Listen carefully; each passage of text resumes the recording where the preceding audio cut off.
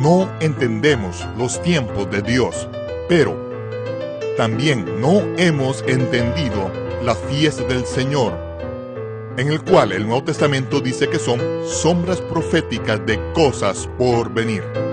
Las profecías en las fiestas del Señor, presentado por Michael Root. Shalom, este es Michael Root en el Parque de los Jardines Arqueológicos del Ofel en Jerusalén. De acuerdo con los profetas de Israel, el Mesías realizaría varios milagros que testificarían su autoridad desde el cielo. Uno de esos milagros requerían de la participación de quienes estaban enfermos, deformados o de otra manera con restos físicos. Malaquías declaró que el verdadero Mesías, el Sol de Justicia, tendría el poder para sanar en las alas de las 4 esquinas de su vestimenta.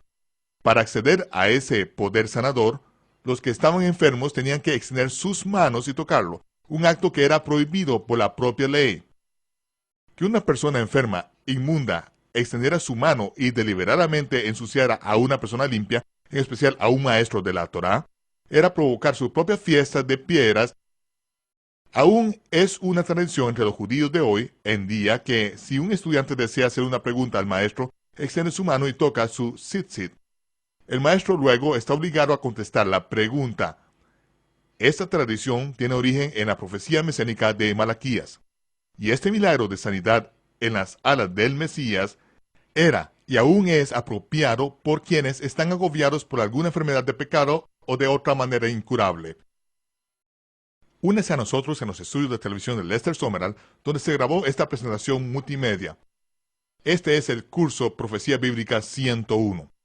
Ahora, episodio número 5 de una serie de 26 partes sobre las profecías de la fiesta del Señor. El Mesías viene con sanidad en sus alas. Son asombros de las buenas cosas que están por venir.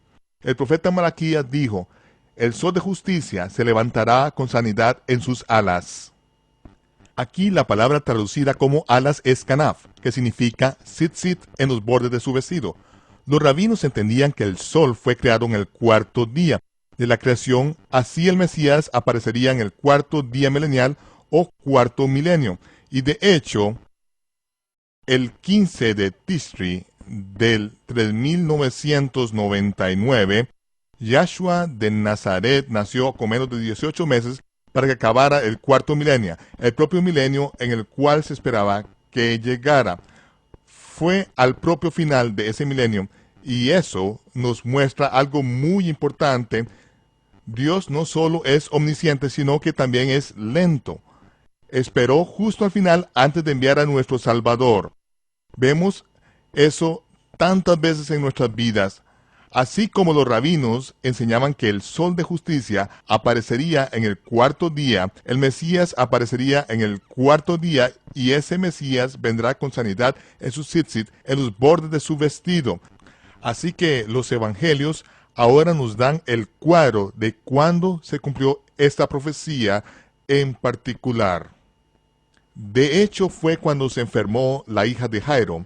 Jairo vivía en una de las pequeñas aldeas y había llamado a Yahshua para que viniera, orara, ministrara y curara a su hija.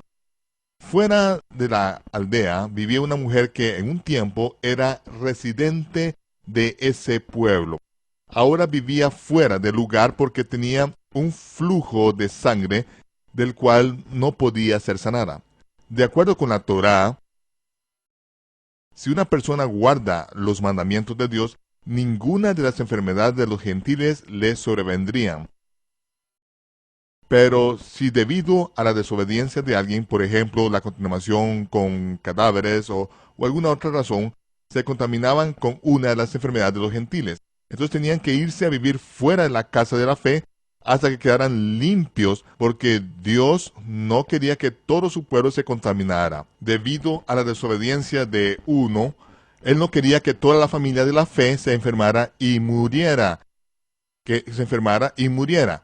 Dios estableció las leyes de cuarentena. Si se guardan esas leyes de la cuarentena, se aísla la enfermedad de la familia de la fe. Ahora, esta mujer había tenido este flujo por 12 años. El Evangelio dice que había vendido todo lo que poseía, la casa, el coche, todo había desaparecido. Todo lo había gastado en médicos. Por 12 años había tenido esta enfermedad y no podía curarse. Por lo tanto, tenía que vivir fuera del pueblo. Sus amigos y familiares le traían comida todos los días, ponían la canasta afuera sobre una roca. Solo después de que le ponían la comida en la canasta sobre la roca y se iba, podía ella salir y tomarla. Salía y tomaba el alimento, pero tenía que mantenerse alejada de ellos. Durante 12 años había estado separada de sus amigos y de su familia, y ahora estaba desesperada y descorazonada. Para entonces se había convertido en una anciana que no tenía esperanza de ser sanada. Pero sus amigos y familiares vinieron y le hablaron a la distancia acerca de este rabino que había estado enseñando en diferentes sinagogas del área. Había oído que iba a visitar el pueblo porque todos habían escuchado lo enferma que estaba la hija de Jairo.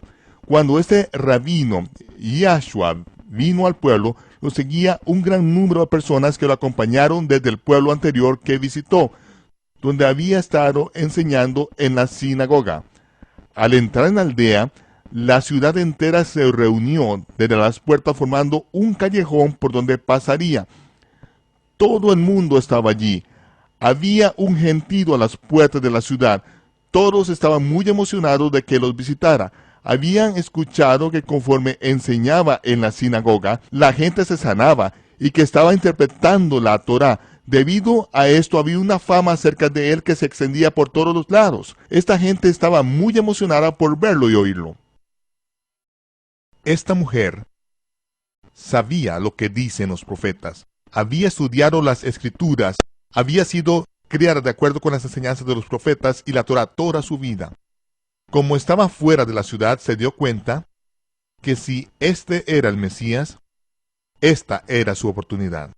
Ella sabía que cuando viniera el verdadero Mesías, vendría con sanidad en su tzitzit, en el borde de su vestimenta. Entonces, mientras que todos ponían su atención en Yahshua, vino desde el otro lado del pueblo y muy sigilosamente se puso detrás de la multitud cubriéndose la cara. Al alcanzar a la multitud caminó de rodillas y por entre la multitud se colocó justo por donde pasaría Yahshua, porque la gente había formado un callejón por ahí. Cuando él pasaba, ella extendió su brazo y agarró el tzitzit a la altura del tobillo en un extremo del vestido. Conforme se deslizaba el cordón azul por entre sus manos, conforme pasaba, él se detuvo inmediatamente y preguntó, ¿quién me ha tocado? Todo el mundo se quedó como congelado. Sus discípulos dijeron, ¿cómo que quién te ha tocado? Hay una multitud, todos están tocando, Señor. ¿Lo has visto antes? ¿Cuál es el problema? Pero él contestó, no, sentí dunamis, sentí que salió virtud fuera de mí, sentí que salió poder de mí. Y cuando se volvió y miró, y sus ojos se cruzaron con los de ella, todos vieron lo que estaba mirando. Inmediatamente se apartaron como moscas porque se dieron cuenta que ella acababa de contaminarlos a todos. Aquí tenemos a Yahshua que viene al pueblo a enseñar. Él viene a enseñar, venía a sanar. Y ahora la mujer los ha contaminado y no podía continuar en presencia de otros hasta el atardecer, porque estaban impuros. Tenían que practicar el mikvah y tenían que separarse porque no querían pasarle nada a otros. Entonces se volvieron hostiles inmediatamente. Cuando él dijo, ¿quién me tocó? Y la gente se esparció. La mujer sabía que si este no era el Mesías, era mujer muerta. Esta mujer inmunda deliberadamente había extendido su mano y tocado el borde de la vestimenta de un rabino kosher. Deliberadamente había contagiado a alguien y podía ser apedreada en el acto. La gente lo sabe. Ella lo sabe. Y Yahshua lo sabe. Ella es mujer muerta. Cuando él le preguntó, ¿quién me tocó? Ella no lo negó, sino que contestó, fui yo, Señor. Él replicó, tu fe te ha sanado. Ella sabía que si él no era el Mesías, estaba muerta, pero si lo era, quedaría sanada. Todos en la misma posición. Si Yahshua de Nazaret no es el Mesías, entonces aún estamos muertos. No podemos llegar a la presencia de un Dios justo y santo, porque sin el derramamiento de sangre no hay remisión de pecados. Hasta que se haya hecho expiación, no hay remisión de pecados. Si Él no es el Mesías, entonces Dios no ha hecho propiciación ni por los gentiles ni por Israel, porque el templo fue destruido hace ya casi 2000 años, y la sangre de toros, cabras, corderos y carneros, que sabemos que no es suficiente para borrar el pecado, solo era una sombra de su sacrificio sin esa completa y necesaria expiación. Usted y yo estamos bajo la misma condenación, pero Él es el Mesías. Él pagó por nuestros pecados. Solo tenemos que asirnos de su tzitzit en el borde de su vestimenta y decir, tú eres el Mesías. Y si no lo eres, moriremos, pero lo es. Y por medio de Él tenemos vida. Y el relato de esta mujer, quien extendió su mano y agarró el borde de su vestido, es un testimonio de lo dicho por los profetas que era cierto. El Mesías apareció en el cuarto día y vino con sanidad en su tzitzit. Se registra, recuerden los días de antaño, porque yo soy Dios y no hay otro. Soy Dios y no hay otro como yo, que declara el final desde el principio. El final desde Bereshit, desde el Génesis. Y desde tiempos antiguos he declarado las cosas que han de venir. Mi consejo prevalecerá y haré lo que quiero, dice Yahweh. Recuerde que el final fue declarado desde Bereshit, desde el Génesis. Haré lo que me plazca. Entonces vamos a Génesis o Bereshit, capítulo 1, versículo 14, leemos. Y Dios dijo, haya luces en el firmamento del cielo para que dividan el día de la noche. Dios puso el sol, la luna, las estrellas y los planetas en sus cursos y lo hizo con propósitos específicos. Sigue diciendo, sean para señales y para estaciones, para días y para años. Primero que nada vamos a examinar lo de las señales. ¿Cuáles son estas señales para las cuales fueron puestos en sus cursos el sol, la luna, las estrellas y los planetas? ¿Qué nos cuentan estas señales? Dice el Salmo 147 que cuenta el número de las estrellas, las llama por su nombre. En hebreo literalmente dice que Dios le puso nombre a las estrellas. Vemos que hasta el día de hoy, no importa la cultura, los nombres de las estrellas principales son los mismos. Por ejemplo, si usted fuera a la China y señalara alguna de las estrellas principales y preguntara por el nombre de esa estrella y qué significa, tendría el mismo significado en chino o en egipcio o en hebreo, en latín o en griego. Todos los nombres de las estrellas fueron dados por Dios antes de la Torre de Babel. Fue cuando se dieron los nombres. Era la manera en que los patriarcas contaban la historia de Dios acerca de la redención de la humanidad. Eso está escrito en las estrellas y pudieron contarla por cientos y cientos de años antes de que fuera escrita la Torá, porque fue Dios quien le puso nombre a las estrellas. Vemos que los cielos declaran la gloria de Dios y el firmamento la obra de sus manos. Los cielos no declaran nada acerca de su vida personal. Los cielos declaran la gloria de Dios. El firmamento muestra la obra de sus manos. Los cielos hablan día con día. Noche a noche las estrellas muestran conocimiento. No hay lenguaje ni palabra, ni se oye su voz, mas por la tierra de un lado a otro su voz se hace escuchar.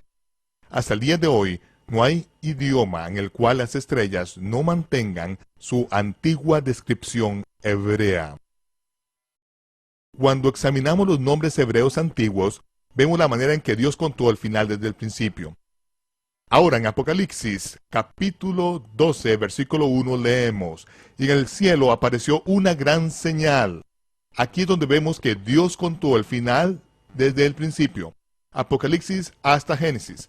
Aquí, conforme puso al sol, la luna, las estrellas en sus órbitas, Apocalipsis habla de una gran señal en los cielos. Una mujer Ahora, primero que todo, esta mujer es una constelación y el nombre de esta constelación es Betula en hebreo. No simplemente una mujer, sino Betula, que significa virgen. ¿Cómo se llama esta constelación en latín? Virgo, que significa virgen. Betula estaba vestida de sol y con la luna bajo sus pies, sobre su cabeza una corona con 12 estrellas. Estaba en labores de parto y a punto de dar a luz un hijo que iba a gobernar a todas las naciones con vara de hierro. Esta es la constelación Betula. En su mano, según se describe y se dibuja, hay 5 ramas. No hay 5 estrellas, sino 5 ramas. ¿Por qué? Porque el nombre de la estrella que está en su mano izquierda es Samak. La palabra Samak se usa en las escrituras hebreas por los profetas 5 veces. Y cada vez se traduce a otros idiomas como rama, con mayúscula, debido a que los traductores sabían que cada vez que se usaba el Samak, se refería siempre al Mesías, la rama justa, el descendiente de David, el prometido. De modo que tenemos 5 evangelios que dan detalles de cómo el Mesías aparece como la rama justa. Daremos más detalles de esto un poco más adelante, mostrando donde Mateo, Marcos y Lucas y Juan muestran al Mesías como el siervo que sufre y la rama justa, cumpliendo cada detalle de su ministerio.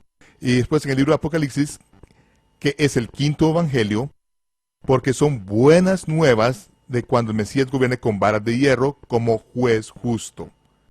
Vemos que esta señal en particular se cumplió esta fecha el 1 de Tishri de 1999, cuando el primer rayito de luna nueva apareció bajo los pies de Betula. De acuerdo con el calendario sagrado de Dios, el 1 de Tishri es el día de trompetas, es el día de los anuncios. En ese año en particular, esa señal ocurrió 15 días antes del nacimiento del Mesías, el 15 de Tisre, durante la fiesta de los tabernáculos, justo cuando se ponía el sol.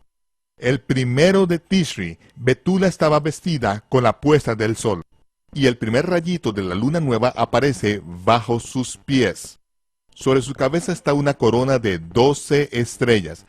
La constelación que está inmediatamente sobre la cabeza de Betula no es la constelación Leo, el león, sino Ariel, el león de la tribu de Judá.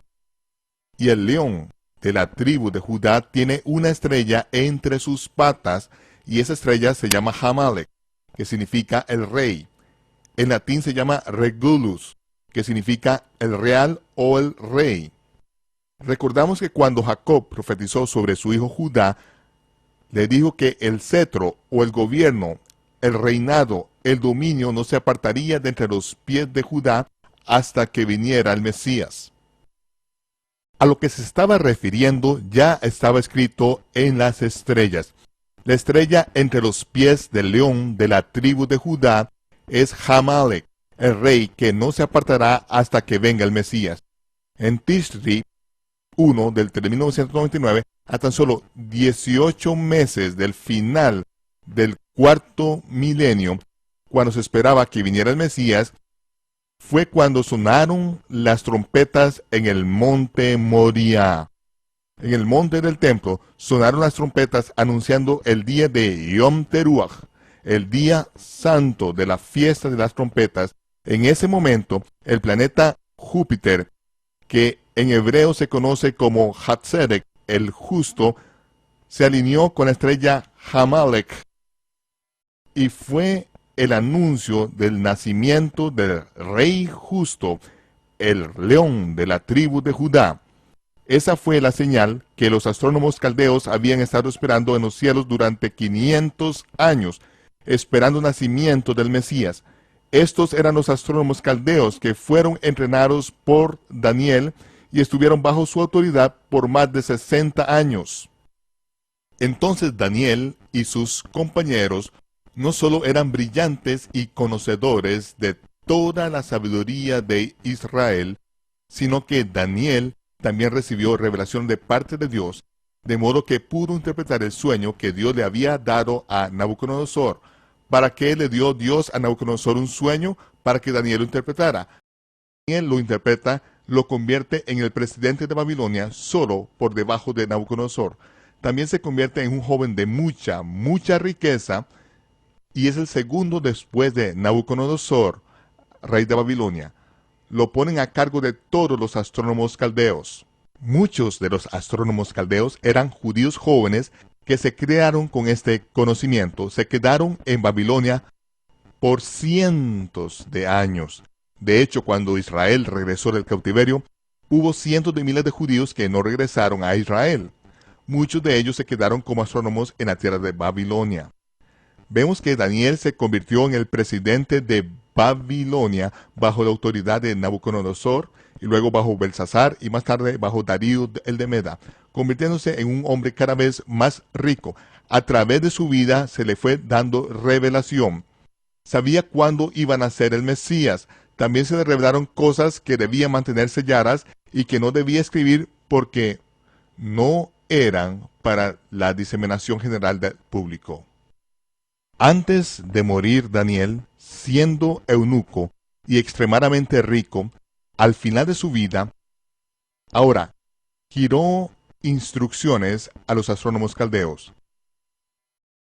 Daniel, sin descendencia a quien pasarle su riqueza, puso su tesoro en manos de los astrónomos judíos caldeos, diciéndoles: cuando vean esta señal en los cielos, quiero que lleven mi tesoro y lo pongan a los pies de mi Señor. Durante 500 años los astrónomos observaron los cielos. Cuando vieron la señal, el anuncio del nacimiento del Rey justo, el león de la tribu de Judá, tomaron el tesoro de Daniel y salieron en caravana desde Babilonia y tardaron meses en llegar hasta Jerusalén. Cuando llegaron a la capital dijeron: hemos venido a adorar al que ha nacido Rey de los judíos.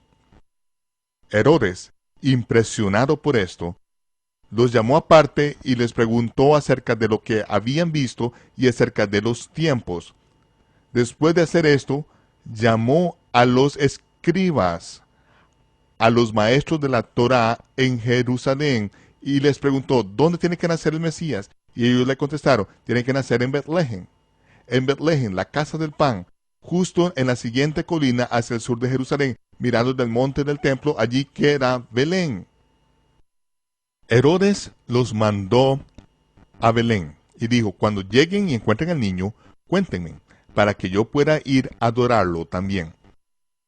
Cuando llegaron a Belén, a los astrónomos caldeos se les advirtió en una visión por parte de un ángel: regresen por un camino diferente, Herodes intentará matar al niño.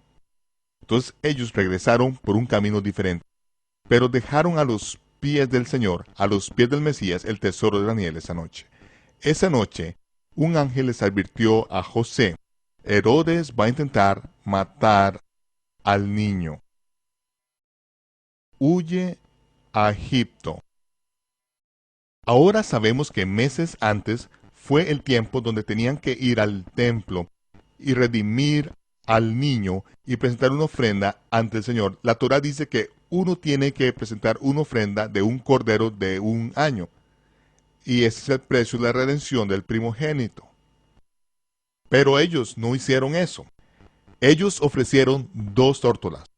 ¿Por qué? Porque la Torá dice: si no pueden ofrecer un cordero, que no son tan caros, pueden traer 2 palomas. Miriam y Joseph ni siquiera podían darse el lujo de ofrecer un cordero de un año para redimir al Hijo de Dios como ofrenda por la asombrosa bendición que habían recibido, tener y criar al Hijo de Dios. No tenían los medios. Pero la propia noche en que el ángel les dijo que necesitaban huir a Egipto, llegó un tesoro que había esperado 500 años en llegar allí.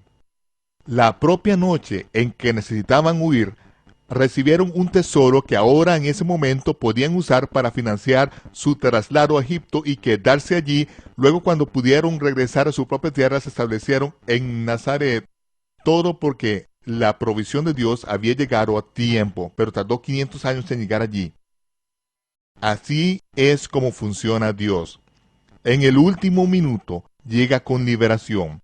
Si estamos haciendo lo que nos pide que hagamos y si estamos dentro de su voluntad, entonces no tenemos que preocuparnos por su provisión, porque si requieren 500 años para reservarlo, habrá sido hecho 500 años antes, de modo que tengamos lo que se necesita para ese tiempo. Así es como funciona Dios. Así es como debemos caminar en este tiempo, dando gracias a Dios en todo, porque la provisión de Dios está allí para cada paso del camino. Michael Root regresará en tan solo unos momentos. Esta enseñanza sobre el tesoro de los astrónomos caldeos está basada en un entendimiento histórico del cautiverio babilónico que está esparcido a través de varios libros del Antiguo Testamento, lo mismo que otras fuentes históricas. Usted puede buscar toda su vida y nunca encontrar un versículo que diga Daniel apartó el tesoro para el Mesías. Pero después de 30 años de investigar las Escrituras, las piezas de rompecabezas se juntan conformando un cuadro que armoniza con toda la evidencia existente. Espero que inspire su confianza en nuestro Creador, que continúa a través del tiempo dirigiendo el destino de los individuos que son llamados por Él y que responden, heme aquí, envíame a mí. Lo invitamos a que se una a nosotros nuevamente la próxima vez para el episodio número 6 de la serie de 26 partes sobre las profecías de las fiestas del Señor. Estamos viviendo en el universo de Dios. Este es Michael Root desde Jerusalén, deseándoles Shalom, paz. Nos veremos cuando se aclare el humo.